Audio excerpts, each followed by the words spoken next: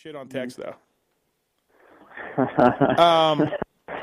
702-586-7857. You got a question for the number 18, Davi Millsaps. Well, hey, listen, no joking about it. Congratulations. Very impressive.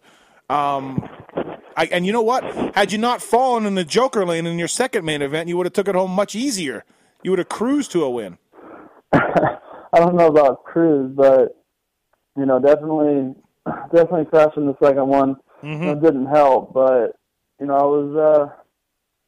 was just starting to feel good. It's hard to get back in the swing, I think, after being off for so long and having those guys race, all year. So I was just trying to get back in the race pace and ride with them as much as I could and race with them as much as I could, as soon as I saw Trey take the Joker lane, I just wanted to be, I wanted to be in the lead and feel that again to shake those nerves off a little bit and regardless of if I won that race or not. So right. Ended up crashing, which sucked, but the end result still came out the same. Yeah, for sure. Hey, look, I mean, you've done 8,000 races. You've raced your whole life, but you haven't been on a gate for a long time. A little bit of nerves before that first main event? A little bit of nerves driving to Vegas. Just going to the race. Yeah. Of course I was nervous. New team, new bike, haven't been behind a gate in 18 months. It's just, you lose a little bit of that racer's edge, and it's just something that you don't get unless you're racing. Right. And Trey can be one to tell you that too, him being off for as long as he was. It takes a while to get back to where you feel like you're at, like where Trey's at right now. Trey was on fire. Yeah. In Vegas. Yeah. On fire. And he wanted that $1 million really bad. Right. So, it just takes a while for any racer to come back. It seems like you got better every time you went out there. You got more comfy, a little better, a little quicker. And sure, Trey fell when he was behind you, but I'm not so sure he would have made a pass anyways, even though he'd won the first two mains. I think you had a better lap time in the second main, I believe, but you were really good in that last main event. And like I said, every time you got on the track, you got better and better. Were you making bike changes, or did you just feel more comfy?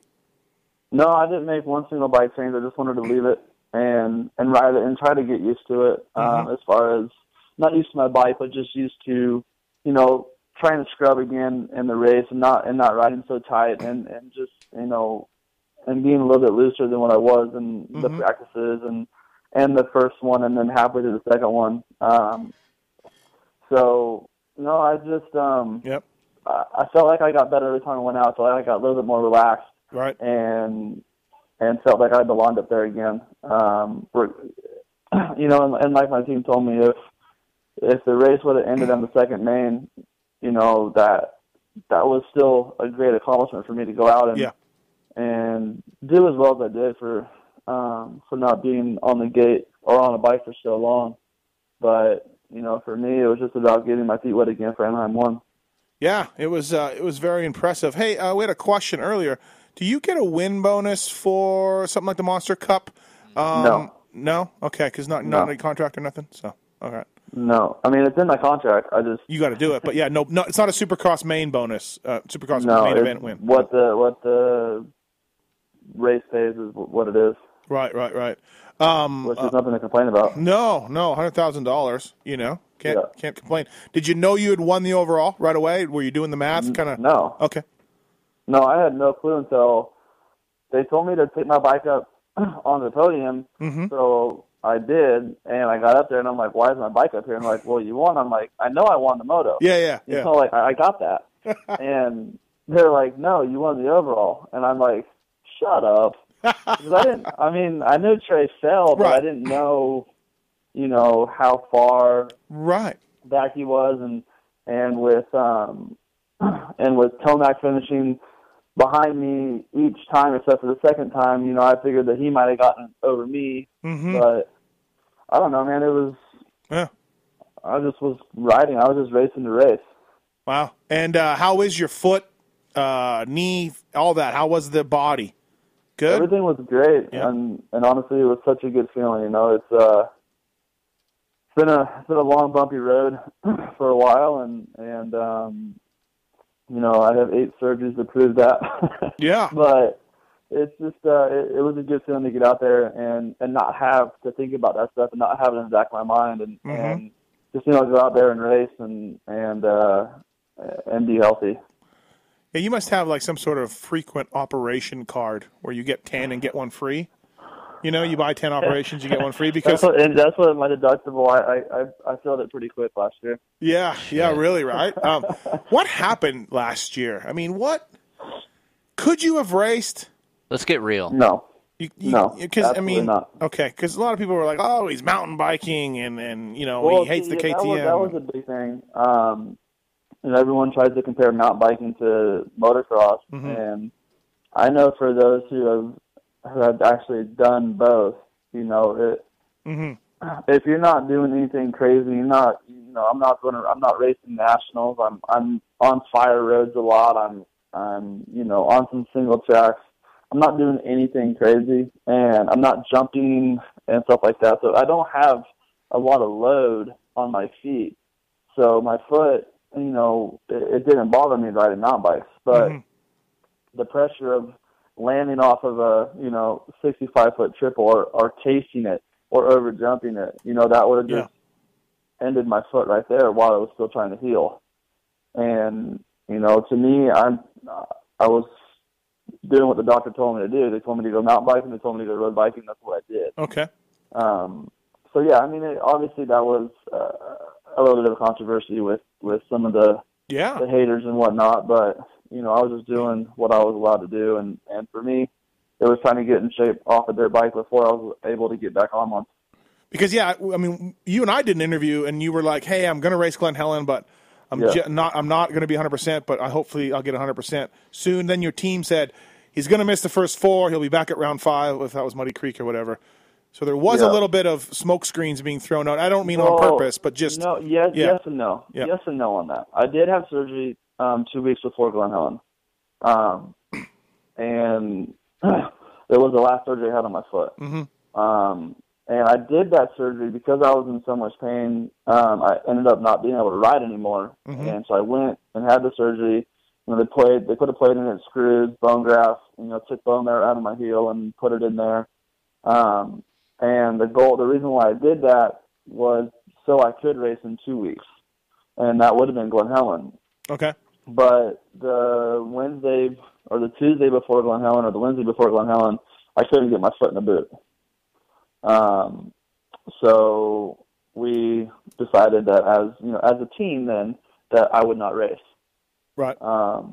And to let it heal at 100%. And then they got to the point to where, you know, I was tired of trying to come back and it not being 100%. The team was, you know, wanting me to come back at 100% and not deal with this injury anymore, regardless of when I race or not.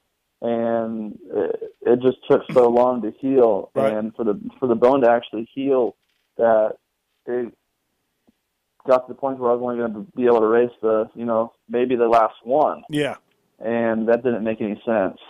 So that was basically it. KTM, no problems with the KTM then. Whatever. No, I mean, no. It had nothing to do with the bike, which everyone thinks it was. Right. Yeah. I crashed on the bike when I did my knee. Yeah, but I mean that would have happened on any bike, you know. Yeah, for sure. So, absolutely. I mean, it was just freak accidents that happened as soon as I got on that bike, and it really had nothing to do with the bike or anything like that. I never had enough time on the bike to actually say it was a great bike or it was a bad bike. You know, I barely rode it. Right.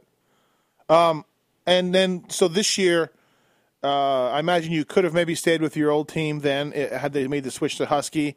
Or you were talking to some different guys. Why Cowie? What made you decide to go with the Monster Cowie guys? And obviously, look, it's already paid off. But talk about that decision a little bit and going to the green team. Did you just want to complete every bike? Did you just want to round out the 5 bikes? No. Honestly, you look at the team. You know they've had a really great. You know what? Last 4 years, 5 years, whatever. Shit, yeah, longer than that even, maybe, right? Yeah, and they're just, it's a team that, you know, I feel like a lot of people want to be on. And for me, it was a team that I've wanted to be on since I was amateurs, you know?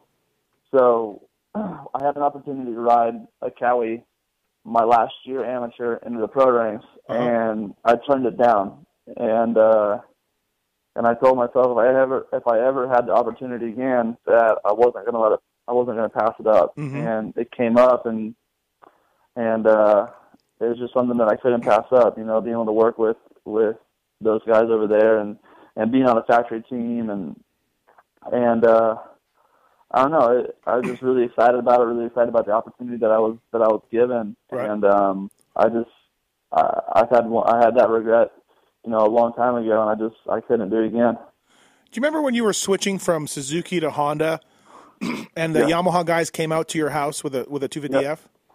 Yep. I helped build that bike, and I'm wondering did anything ever fall apart, and that's why you didn't go with Yamaha? Like, did something happen where you were like, I'm not going on this thing? Did it blow up? Because I helped put it together.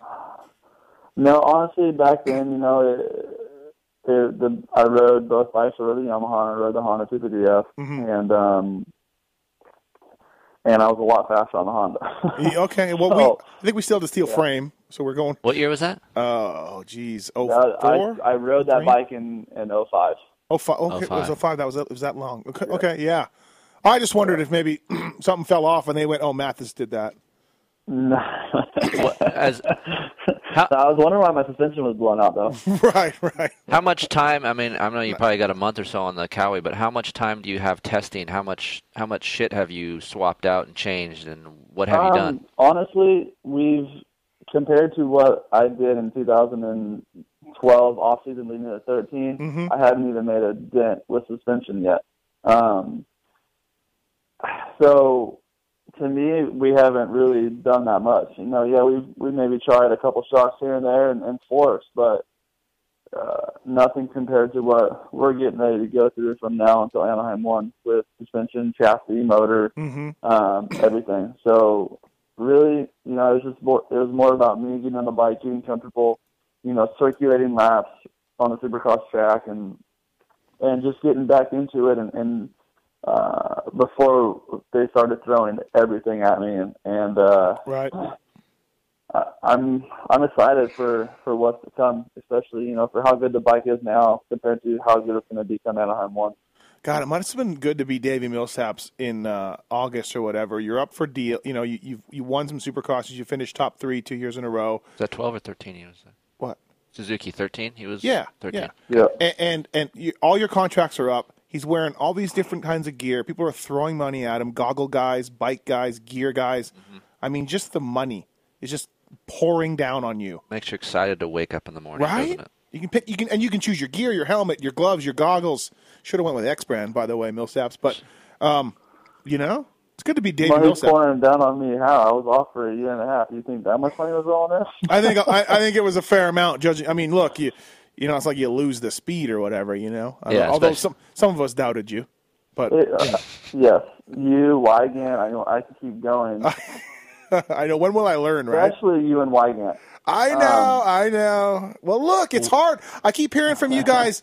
If you miss races, man, the level just keeps moving up. It's so hard to keep up to the level that's being used by guys who race every weekend, and then you miss 17 months, and it's like, holy shitballs. How many races will Davi Millsaps win was the question, and I said 3. I laughed, and you laughed at me. I laughed. Right. Yeah. Right. Yeah. Kiefer said you'd win 3 next year. I got your back, dude. And I laughed. So, sorry, my bad. I'm planning on winning more than that. That's my goal. Right. Right. I mean, look, yeah. Last time we saw you, you were pretty damn fast.